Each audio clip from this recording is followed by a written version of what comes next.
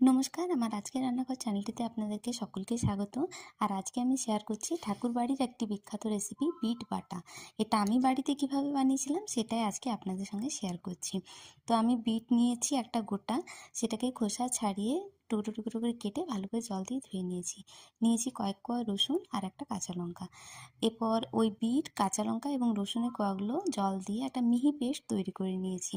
এরপর কড়াইতে দিয়েছি সর্ষের তেল গরম হয়ে এলে ফোড়ন দিয়েছি কালো জিরে ফোড়নটা ফুটে উঠলে বিটের যে পেস্ট আমি তৈরি করে রেখেছিলাম সেটা দিয়ে ভালোভাবে নেড়ে নিচ্ছি।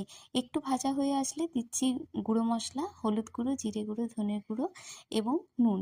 লঙ্কার গুঁড়ো দিইনি, কারণ বাটার সময় আমি কাঁচা লঙ্কার ব্যবহার করেছিলাম। এরপর লো আছে ভালোভাবে আমি এটাকে ভেজে নিচ্ছি যতক্ষণ না এইরকম শুকনো হয়ে আসছে। আর দেখুন রঙটা কি অসাধারণ লাগছে না? অসাধারণ যেমন রঙটা দেখতে লাগছে, খেতেও হয়েছিল অপূর্ব। বাড়িতে এভাবে একবার বিট বাটা বানিয়ে দেখুন, এক থালা ভাত নিমেষে শেষ হয়ে যাবে। আর রেসিপিটা কেমন লাগলো সেটাও জানাবেন। দেখা হচ্ছে নতুন কোনো রেসিপি নিয়ে।